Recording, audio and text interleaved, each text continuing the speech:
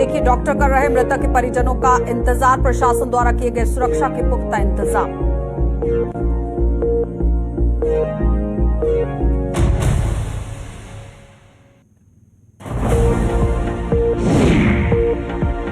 Mughal road पर बर्फ हटाने का कार्य हुआ बाधित, ताजा बर्फबारी के कारण कार्य हुआ प्रभावित। अप्रैल के पहले सप्ताह बहाल हो सकता है यातायात।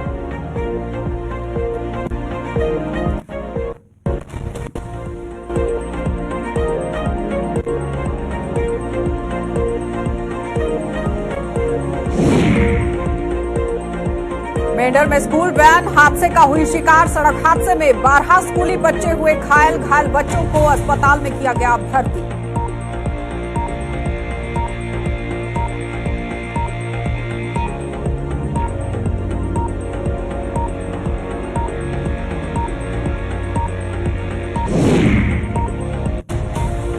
और जल जीवन मिशन का लोगों को नहीं मिल रहा लाभ, रियासी के पौनी में अधर में लटका जल योजना का काम, जल परियोजना के धीमे कार्य को लेकर लोगों में भारी रोष।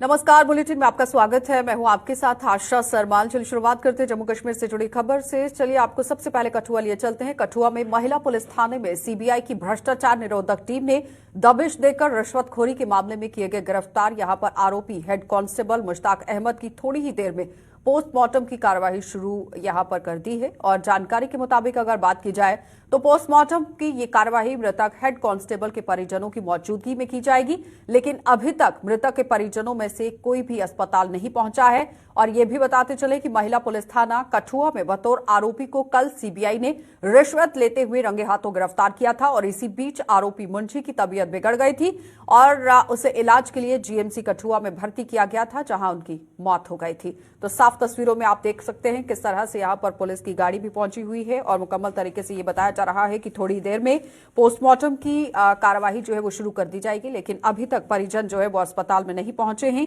जिनका इंतजार लगातार किया जा रहा है। रंजीव मेहता हमारे संवाददाता हमारे साथ जुड़ चुके हैं। रंजीव, किस तरह से वहां पर कार्रवाई चल रही है? क्या परिवार वाले पहुंच पाए हैं? पोस्टमार्टम हो पाया है? क्या कुछ है जानकारी? अच्छा, मैं बताऊं कि ये जो घटना है इसके बाद अभी अभी 1 मिनट पहले परिजन पहुंच चुके हैं और परिजनों ने के साथ जब हमारी बातचीत हुई तो उन्होंने साफ तौर पर कहा कि उनको पहले इंसाफ चाहिए। जिन लोगों ने उनके ऊपर गिरफ्तारी की है और उसके बाद उनका ये जो उनकी डेथ हुई है उनके ऊपर पहले एफआईआर होगी, उसके बाद ही वो पोस्टमार्टम के लिए जाएंगे। अभी अस्पताल पहुंचने के बाद, जीएमसी पहुंचने के बाद उनके परिजन जो हैं वो एसएसपी कठुआ से मिलने गए हैं और उनका साफ तौर पर कहना है कि उनको इंसाफ चाहिए।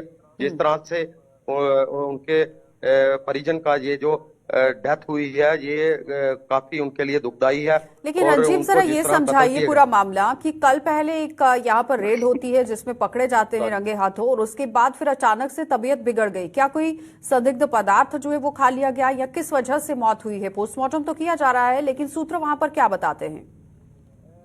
अच्छा, मैं आपको बताऊं कि ये जो कल 12 बजे जैसे ही सीबीआई की टीम ने वहां पे वुमेन थाने में दबिश दी, जहां पर ये हेड कांस्टेबल मुश्ताक अहमद जो वहां पे मुंशी के तौर पर काम कर रहा था, इसको रंगे हाथों एक कोई प्रदीप कुमार है बिलावर एरिया का ही, उसकी कंप्लेंट पर वहां पे दबिश दी गई और उसको 3000 रुपये रिश्वत लेते रंगे हाथों पकड़ा। और 12 बजे से लेकर शाम 4-5 बजे तक सीबीआई की हिरासत में वहां पर ये उसी थाने में वुमेन थाने में ही रहा और करीब 5:30 पौने 6 बजे इसकी तबीयत अचानक से बिगड़ गई, जिसके बाद इसको कठुआ के जीएमसी में लाया गया।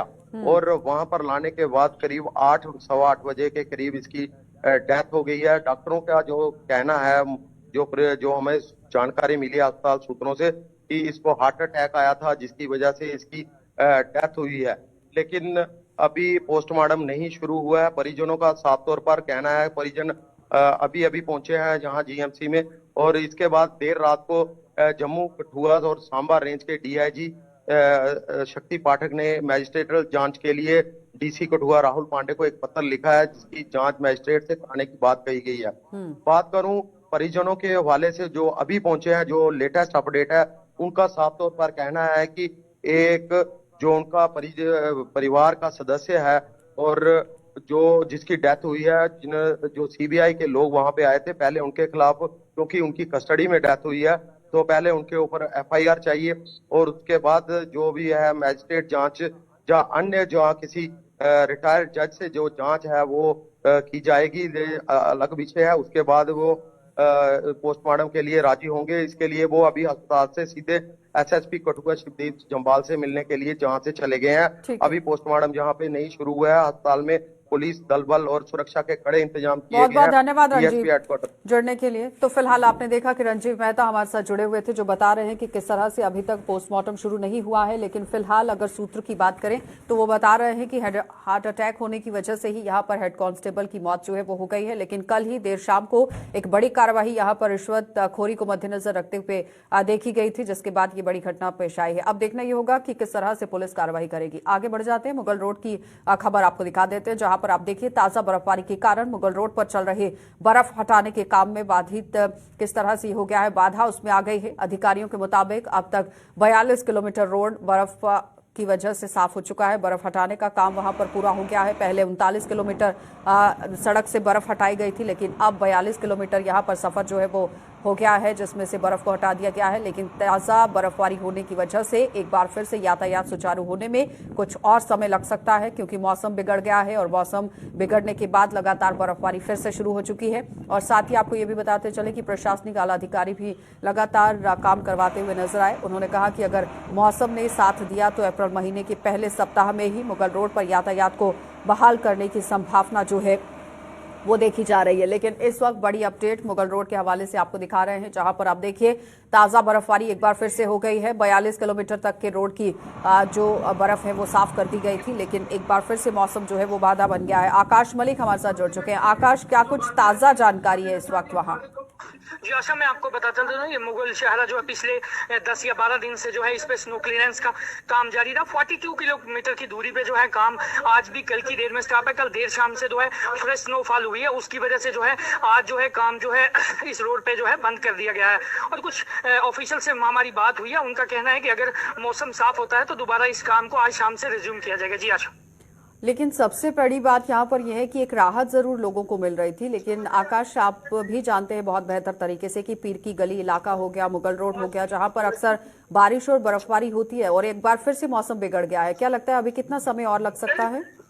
जी इसमें जो बताया, अगर मौसम की बात करें जो है मौसम की बात करें तो 3 दिन के लिए मौसम जो आगे खराब बताया गया है। और यहाँ के जो ये मुगल डिपार्टमेंट के जो एक्सचेंज है उनसे हमारी अभी बात की, उन्होंने कहा है कि अगर मौसम साथ देता है तो 1 हफ्ते तक इसको हम क्लियर कर देंगे। जो कल देर रात से जो स्नोफॉल पड़ी है उसकी वजह से थोड़ी सी दिक्कत आ रही है। जी बहुत बहुत धन्यवाद आकाश जुड़ने के लिए। तो फिलहाल आपने देखा कि आकाश मलिक हमारे संवाददाता हमारे साथ जुड़े हुए थे, जो बता रहे हैं कि अगले 1 हफ्ते में इस पूरी रोड को साफ कर दिया जाएगा अगर मौसम ने साथ दिया। अगर मौसम ने करवट बदली तो फिर बाधा जो है वो आ सकती है, लेकिन 1 हफ्ते तक यहाँ आम जनता को इसका लाभ मिल सकता है। आगे बढ़ जाते हैं, जम्मू कश्मीर में जल शक्ति मिशन यहाँ पर किस तरह से काम कर रहा है वो दिखा देते हैं, क्योंकि जल जीवन मिशन के तहत ही विभिन्न इलाकों में जल जीवन परियोजनाओं पर काम चल रहा है। और इस मिशन के तहत जिला रियासी की तहसील पौनी की पंचायत भारत में हर घर नल योजना के तहत जल परियोजना पर काम चल रहा था, लेकिन परियोजना पर धीमी गति से चल रहे कार्य से लोगों को अभी तक इस योजना का कोई लाभ नहीं मिल पाया है और कछुआ चाल चल रहे कार्यों को लेकर भी स्थानीय लोगों में भारी रोष देखा गया है। तो साफ तस्वीरों में आप देख सकते हैं किस तरह से यहाँ पर जल जीवन मिशन जो है वो काम कर रहा है। हर घर के अंदर नल पहुंचाने की बात कही गई थी, जल पहुंचाने की बात कही गई थी, लेकिन जमीनी सतह पर हकीकत क्या कुछ है, संजीव पराशर हमारे साथ जुड़ चुके हैं। संजीव, एक बड़ा दावा जल जीवन मिशन की तरफ से किया गया था और जल शक्ति विभाग लगातार कह रहा था कि इस पर काम भी चल रहा है, लेकिन क्या हर घर के अंदर जल और नल पहुंचाने में ये कामयाब साबित हो रहे हैं? जमीनी हकीकत क्या कुछ है? जी अच्छा जी, अगर बात करें रियासी जिले की तो रियासी जिले के बहुत सारे जो इलाके हैं वहां पे जो जल शक्ति विभाग की तरफ से जो स्कीम है वो लागू की गई है, वहां पे जो काम है वो जोरों शोरों से चल रहा है। पर कहीं ना कहीं अगर पंचायत 12 की बात करें तो जहां पे इस वक्त की अगर बात करें तो जिस तरह से नई पाइपें लगाई हुई हैं उससे लोग काफी परेशान है, क्योंकि लोगों को कनेक्शन नहीं मिल रहे हैं। और एक कहीं ना कहीं इनके जो लोगों के आधार कार्ड है वो भी प्रशासन की तरफ से ले लिए गए हैं और लोगों में बहुत ही जो डर सता रहा है कि ये 1 अप्रैल से हमारा जो बिल भी लागू जो शुरू कर देंगे। तो उसके साथ साथ अगर देखा जाए तो लोगों को इस वक्त पानी नहीं मिल रहा और कहीं ना कहीं कुछ ऐसे भी घर रह चुके हैं जिनके घर में अभी नया कनेक्शन जो नहीं दिया है। चलिए, बहुत बहुत धन्यवाद संजीव जुड़ने के लिए। तो फिलहाल आपने देखा कि यहाँ पर पंचायत के अंदर अभी भी लोग जो हैं वो तरस रहे हैं इस पूरे लाभ को लेकर, लेकिन अब देखना ही होगा कि विभाग कब तक इस पर अपना कदम जो है वो उठाता हुआ नजर आएगा। आगे बढ़ जाते हैं, अब जिला पुंछ आपको लिए चलते हैं और जिला पुंछ के ही मेंढर में एक स्कूल वैन हादसे का शिकार हो गई, जिसमें 12 स्कूली बच्चों के घायल होने की खबर सामने आई। इस घटना की सूचना मिलते ही पुलिस ने मौके पर पहुंचकर स्थानीय लोगों की मदद से घायल बच्चों को इलाज के लिए उपजिला अस्पताल मेंढर में भर्ती कराया, जिसमें से आप देखिए 2 बच्चों की गंभीर हालत को देखते हुए उन्हें राजौरी के जीएमसी अस्पताल में रेफर कर दिया गया। तो साफ तस्वीरों में आप देख सकते हैं अस्पताल के अंदर किस तरह से इन बच्चों का इलाज चल रहा है, लेकिन फिर भी सवाल यहां पर यह है कि किस तरह से ये वैन जो है वो हादसे का शिकार हो गई। चालक का ध्यान कहां पर था, स्कूली बच्चों को लेकर ये जा रहा था, लेकिन इस बीच में एक बड़ा हादसा पेश आया है और 12 स्कूली बच्चे यहां पर घायल हो गए हैं, जिन्हें अस्पताल के अंदर भर्ती कराया गया है। गंभीर हालत को देखते हुए राजौरी के जीएमसी में भर्ती कराया गया है, लेकिन फिर भी सवाल यहां पर यह है कि जो स्कूल वैन है उनके ड्राइवर किस तरह से अपनी ड्राइविंग जो है वो कर रहे हैं, क्या लाइसेंस है या नहीं। जावेद हमारे संवाददाता हमारे साथ जुड़ चुके हैं। जावेद, ताजा जानकारी आपसे जानना चाहेंगे, जो बच्चे घायल हुए हैं उनकी क्या स्थिति इस वक्त बनी हुई है? मैं आपको बताता चलूं कि आज सुबह हरनी बीजी सड़क पे हाई स्कूल केरी के मुकाम पे एक विको गाड़ी को उस वक्त हादसा पेश आ गया जब वो छोटे छोटे बच्चे जो हैं वो 10वीं क्लास का इम्तिहान देने हाई स्कूल हरनी जा रहे थे कि 2 ही किलोमीटर सफर करने के बाद ड्राइवर ने तेज रफ्तार गाड़ी को अपनी कंट्रोल से खो दिया और एक खाई में जाके गिरी, जिसमें 14 बच्चे जख्मी हुए हैं, जिनमें 5 जो है वो गर्ल स्टूडेंट है और 9 मेल स्टूडेंट है, जिनकी पहचान मिसबा कोसर, फाहिम कोसर, जायरा कोसर, काबद रशीद, आदिल हुसैन, दिनेश शाह, रुखसार कोसर, मुस्कान इशारत, उज़मा कोसर, मुज्तबा शाह, हसन अली शाह, अबरार हुसैन शाह, मोहम्मद जमान, मोहम्मद लियाकत के तौर पर हुई है, जिनमें से उज़मा कोसर और मिसबा को government medical college Rajouri shift किया गया है ताकि उनकी बेहतर इलाज किया जाए। और इलाका के लोगों ने ट्रैफिक पुलिस को तनकीद का निशाना बनाते हुए कहा कि ओवरलोडिंग वो किसी हद तक होती है, लेकिन जिस गाड़ी में 5 या 6 लोग बैठते हैं उसमें 14 बच्चे जो हैं वो। क्या रास्ते में कोई ट्रैफिक पुलिस कर्मी नहीं था जो चेक लगा सकता है गाड़ियों पर कि आखिर ओवरलोड है गाड़ियां, और स्पेशली स्कूली बच्चों की जो गाड़ियां हैं उस पर चेक लगाने की जरूरत थी? देखो, गाड़ी जो थी बच्चों की ये अभी एक लिंक रोड से आ रही थी, उसको अभी मेन रोड में पहुंचना था, लेकिन कोई भी पुलिस कर्मचारी उस एरिया में नहीं होता है जो इस लोडिंग पर कंट्रोल करे। तो फिर ऐसे स्कूल पर भी कार्रवाई करने की जरूरत थी, जिस स्कूल ने ये वैन वहां पर उपलब्ध कराई है, जहां पर भर भर के बच्चों को इस वैन के अंदर डाला गया है और हादसे का शिकार हो गए हैं ये बच्चे। नहीं, स्कूल का तो इसमें कोई कसूर नहीं था, क्योंकि वालिदैन ने ही सबसे ज्यादा कसूरवार तो वालिदैन है, जिन्होंने एक वैन में इतने बच्चे जो है वो एग्जाम देने के लिए बिठाए, उसको वालिदैन ही कसूरवार पाए जाते हैं, क्योंकि 14 बच्चे। क्या पुलिस की तरफ से कोई कार्रवाई अभी की गई है ड्राइवर पर, जो भी लोग इसमें पाए जाएंगे संतलिप्त? ड्राइवर भी जख्मी है, अलबत्ता पुलिस मुकदमा दर्ज करके तहकीकात कर रही है। बहुत बहुत धन्यवाद जावेद जुड़ने के लिए। तो फिलहाल आपने देखा कि जावेद हमारे संवाददाता हमारे साथ जुड़े हुए थे, जो बता रहे हैं कि किस तरह से यहाँ पर अभिभावकों पर भी सवालिया निशान उठ रहा है, ड्राइवर पर भी सवालिया निशान उठ रहा है कि महज जिस वैन के अंदर सिर्फ 5 से 6 लोग बैठ सकते हैं उसमें 12 लोगों को कैसे बिठा दिया गया, 12 बच्चों को बिठा दिया गया है, जो बच्चे अब आप देखिए घायल हो चुके हैं और एक बड़ा हादसा जो है वो देखने को मिला है। तो ऐसे लोगों पर कार्रवाई करने की जरूरत है। आगे बढ़ जाएंगे, जम्मू नगर निगम द्वारा जम्मू के ही मिश्रीवाला में डंपिंग स्टेशन का स्थानीय लोगों ने कड़ा विरोध कर दिया है और लोगों का आरोप है कि डंपिंग स्टेशन के कारण क्षेत्र के लोगों का सांस लेना मुहाल हो गया है। और अपनी इस परेशानी को लेकर आज स्थानीय लोगों ने जम्मू नगर निगम के खिलाफ प्रदर्शन किया और इस डंपिंग स्टेशन को दूसरी जगह पर शिफ्ट करने की भी मांग कर दी। तो साफ तौर पर देखिए, सफाई अभियान के जो बड़े दावे किए जाते हैं वो जम्मू के अंदर किस तरह से फिसड़ी साबित हो रहे हैं। स्वच्छ भारत अभियान की लगातार पोल खुल रही है। जेएमसी के खिलाफ यहां स्थानीय लोगों ने प्रदर्शन कर दिया है, जहां पर मेयर, डिप्टी मेयर की बात करें तो एक बड़ा दावा पेश किया जाता है कि पूरी तरह से जम्मू शहर को स्वच्छ बनाया जा रहा है, सुंदर बनाया जा रहा है। लेकिन स्वच्छ और सुंदरता की तस्वीर ये लोग आपको दिखा रहे हैं, जहां पर आप देखिए किस तरह से डंपिंग स्टेशन जो है वो बना दिया गया है, जिसके खिलाफ अब लोग सड़कों पर उतर आए हैं। ऋतिका हमारी संवाददाता हमारे साथ जुड़ चुके हैं। ऋतिका, जिस तरह से मिश्रीवाला के लोग ये धरना प्रदर्शन कर रहे हैं, क्या जेएमसी के किसी अधिकारी से आपकी बातचीत हुई है कि आखिर यहाँ पर डंपिंग स्टेशन क्यों बनाया जा रहा है? लोगों को बीमारियां इससे लग सकती हैं, परेशानियां हो सकती हैं, जहां पर आप दावा कर रहे हैं, लेकिन स्वच्छ भारत अभियान की पोल लगातार खुल रही है। जी, आपको बता देना चाहते हैं कि मिश्रीवाला में शहर की तमाम गंदगी को एकत्रित करके यहाँ पे फेंकने का काम चल रहा है 2016 से, और अब तक अगर मैं वहाँ का अपने विजुअल भी जरूर देखे होंगे, वहाँ पे गंदगी के बड़े बड़े पहाड़ बन चुके हैं, जिसका सीधा असर पड़ रहा है आम लोगों पे, क्योंकि आसपास स्कूल भी है, कॉलेज भी है, लोगों के घर भी हैं। ऐसे में लोगों ने पहले भी प्रदर्शन किए थे, उन्होंने म्युनिसिपल कॉर्पोरेशन कमेटी से भी बातचीत करने का प्रयास किया था, परंतु जवाब उन्हें यही मिला है कि हाईकोर्ट के निर्देश है कि यहाँ पे एक डंपिंग यार्ड बनाया जाए। तो डंपिंग यार्ड बनाने के साथ साथ इसकी मैनेजमेंट को लेकर क्या कोई निर्देश नहीं था, ये लोगों का सवाल है। उनका कहना है कि यहाँ पे गंदगी को हटाने को लेकर क्यों कोई प्रयास नहीं किया जा रहा, शहर की गंदगी उठा के ग्रामीण इलाकों में क्यों फेंकी जा रही है, यहाँ पे लगातार बीमारियां बढ़ रही हैं, लोगों की मौत भी हो चुकी है इन बीमारियों की वजह से। क्या लगता है कि जेएमसी इस पर कदम क्यों नहीं उठा रहा है? दावा तो किया जा रहा है, लेकिन जमीनी सतह पर तो कुछ नजर नहीं आ रहा। जी, आपको बता देना चाहते हैं कि जब यहाँ के लोगों से ये सवाल किया गया, उनका कहना है कि जब भी उन्हें कोई समस्या आती है, अगर वो म्युनिसिपल काउंसिल कमेटी या कॉर्पोरेशन को कॉल करते हैं, उनका सीधा जवाब है कि यहाँ पे पंचायती राज है, तो हमारा यहाँ पे हस्तक्षेप नहीं हो सकता। तो उसी पे लोग कहते हैं कि अगर कमेटी का यहाँ पे कोई हस्तक्षेप नहीं है, तो गंदगी फेंकने को लेके उनका यहाँ पे राइट किस प्रकार से बनता है, और जो हाई कोर्ट के निर्देश का हवाला वो देते हैं। तो ऐसे में यहाँ पे वेस्ट को मैनेज करने को लेके क्या कोई निर्देश में वर्णन नहीं किया गया है, क्योंकि जब गंदगी कहीं फेंकनी होती है तो उसे कंट्रोल कैसे करना है, आसपास लोग जो रहते हैं उनकी सेहत का ध्यान किस प्रकार से रखना है, बहुत से निर्देश होते हैं जिनका पालन होना चाहिए। लोग कह रहे हैं कि अगर जल्द से जल्द इसका समाधान नहीं निकाला गया तो वो लोग एक साथ एकत्रित होंगे और सड़कों पर उतर के एक बड़ा बहुत बहुत प्रदर्शन धन्यवाद करेंगे। ऋतिका जुड़ने के लिए। तो फिलहाल आपने देखा, ऋतिका हमारी संवाददाता हमारे साथ जुड़ी हुई थी, जो बता रही हैं कि लोग अब प्रदर्शनों पर उतर आए हैं, क्योंकि वो कह रहे हैं कि मिश्रीवाला अगर यहाँ आप देखिए म्युनिसिपल काउंसिल के अंडर नहीं आ रहा है, वो सरपंच के अंडर आ रहा है या फिर गांव के अंडर आ रहा है, जो भी वहां पर है,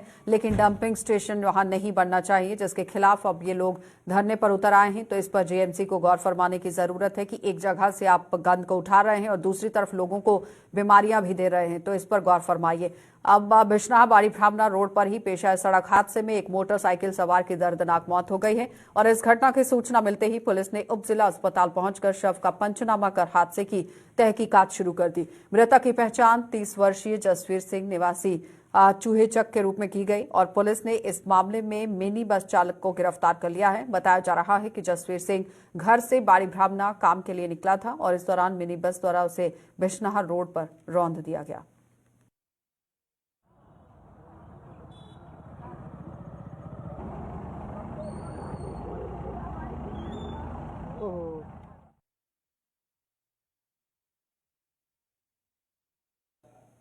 प्रधानमंत्री आवास योजना ने देश की गरीबी रेखा से नीचे रहने वाले लोगों की पक्के मकान के सपने को साकार किया है, लेकिन जम्मू के वार्ड नंबर 16 में रहने वाले एक गरीब परिवार के लिए पक्के मकान का सपना जो है वो साकार नहीं हो पाया है। इस परिवार को अभी तक किसी कारणवश यहां प्रधानमंत्री आवास योजना का लाभ नहीं मिल पाया है, जिससे इस परिवार के सदस्यों में भारी निराशा है।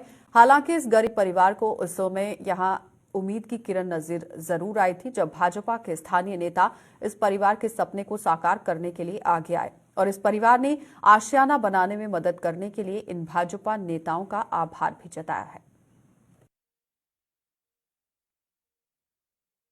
लोग घर काम करते तो उसे बच्चे ढिड पाल के जहाँ तो उसे वो कर गए, वो आख लगे है तो उसे रहन दियो, लोन चुकना जो जुड़दा बनता अस दिन्ने तो उसे काम शुरू कराओ।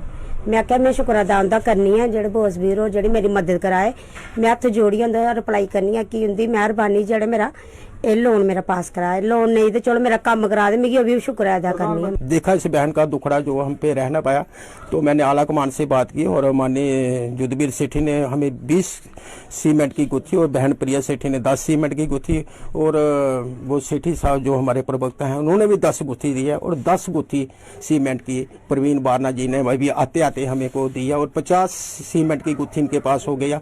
और ये बहन बोल रही थी लोन के लिए 50,000 का इन्हें अप्लाई किया था, लेकिन उसकी किस्तें मुकाते 1 लाख बन जाना था। मैंने इसको मना किया, मना करने के बाद इनसे बोला भाई जो हम पे बन पाएगा और उसके बाद जो इसका शटरिंग का जो मटेरियल लगेगा, मेरा एक छोटा सा कारोबार है, मैंने बहन को बोला जितना भी शटरिंग का मटेरियल लगेगा और भी मेरे से बन पाएगा वो भी आपको दूंगी। और मेरे पीछे विवेक जी है, इसने बोला बिजली का जो भी खर्चा होगा, पाइप शाइप डलेगी उसके लिए, और एक पंखा भी जो अपनी जेब से जहां इस गरीब को देंगे। जम्मू के जानीपुर इलाके में सुलभ शौचालय का निर्माण अधर में लटका हुआ है, जिससे स्थानीय दुकानदारों में भारी रोष है। दुकानदारों का आरोप है कि पिछले कई वर्षों से इस सुलभ शौचालय का निर्माण कार्य चल रहा है, लेकिन अभी तक इसका निर्माण कार्य पूरा नहीं हो पाया है, जिससे स्थानीय दुकानदारों के साथ आम लोगों को परेशानियां झेलनी पड़ रही हैं। तो दुकानदारों ने सरकार से जल्द इस शौचालय का निर्माण कार्य पूरा करने के साथ साथ क्षेत्र में पार्किंग की व्यवस्था करने की भी मांग की। वहीं लोगों ने स्थानीय पार्षद पर क्षेत्र में विकास कार्यों में बाधा डालने के लिए भी गंभीर आरोप लगा दिए। कई सालों से जहां पर ये सुलभ शौचालय तैयार हो रहा था, अब ये 95% बन के तैयार है। 5% इसका काम बकाया है जो अभी तक ये कंप्लीट होने पर नहीं आ रहा है। उल्टा ही आप अपना कैमरा यहाँ मार के देखिए कि इतनी गंदगी है इस, जहाँ बिल्कुल ध्यान नहीं दिया जाता है। ये जीएमसी की लैंड है, इस एरिया में पार्किंग की इतनी परेशानी है। गवर्नमेंट को चाहिए कि यहाँ पर पार्किंग बनाए ताकि आने जाने वाले लोगों को यहाँ सुविधा मिले।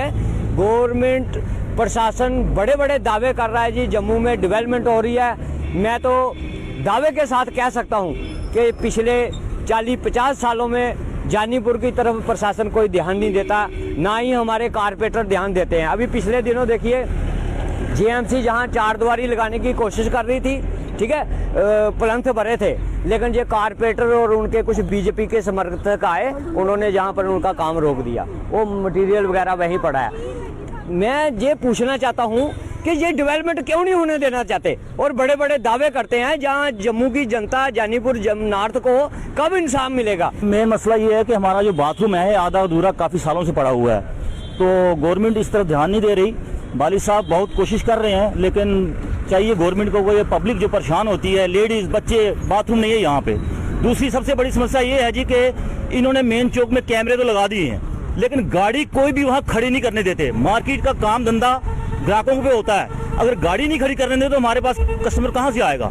और हम चाहते हैं प्रशासन से कि ये जो लैंड पड़ी हुई है, यहाँ जो रेडी जोन बनाया हुआ है, 4 रेडियाँ लगी हुई हैं, कितने कनाल जगह पे सिर्फ 4 रेडियाँ हैं, इनका कोई मतलब नहीं है। यहाँ पे हमें चाहिए पार्किंग, और कृपया पार्किंग पर ध्यान दें कि पूरे मार्केट की जो हमारे पास कस्टमर आए और वह यहाँ की गाड़ियाँ खड़ी करें।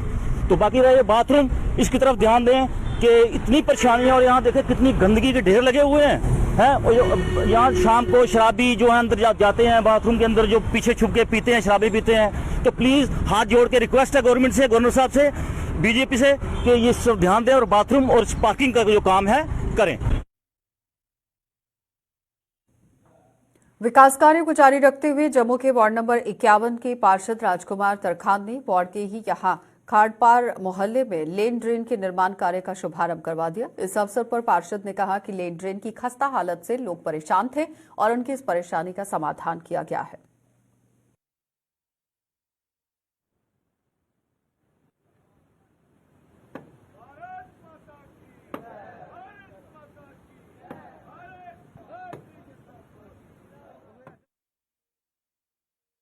बड़ी खुशी की बात है कि हमारी वार्ड में 32 लाख का काम, जिसकी टेंडरिंग जो थी बड़ी डिले हो रही थी, और 7 महीने पीछे टेंडरिंग हुई थी, 8 महीने, लेकिन थोड़े दिन पहले इसको लॉट किया गया, जिसमें 3-4 महलों का काम इसमें इंक्लूड है, जैसे कि खाड़पार महल्ले में ये लेन और पीछे वाली रिपेयर का काम जो है पूरा फ्लैट एरिया में, और 2 महल्ले हैं उसमें। मैं चाहता हूं कि हमारे लोग जो हैं तो साथ होकर इसे काम कराएं, ताकि क्वालिटी और क्वांटिटी में कोई समझौता ना हो सके। लेकिन मैं फिर इनसे आगाह करूंगा इनको कि काम जो है वो क्वालिटी का होना चाहिए। ये मेरा दायित्व नहीं बनता, ये आप सभी लोगों का दायित्व बनता है कि आपके मोहल्ले में जो काम हो रहा है उसको ये आप तरीके से करवाएं। आपने देखा होगा वैसे भी ये जो ठेकेदार काम कर रहा है, मैंने पीछे देखा क्योंकि मैंने भी ठेकेदार की हुई है, अच्छा क्वालिटी का काम कर रहा है। लेकिन फिर भी ये क्राउडेड एरिया है, ये तीसरी दफा इस ड्रेन को बनाया जा रहा है। मैं चाहता हूँ ऐसी ड्रेन बने, आइंदा इसको दोबारा रिपेयर ना करना पड़े।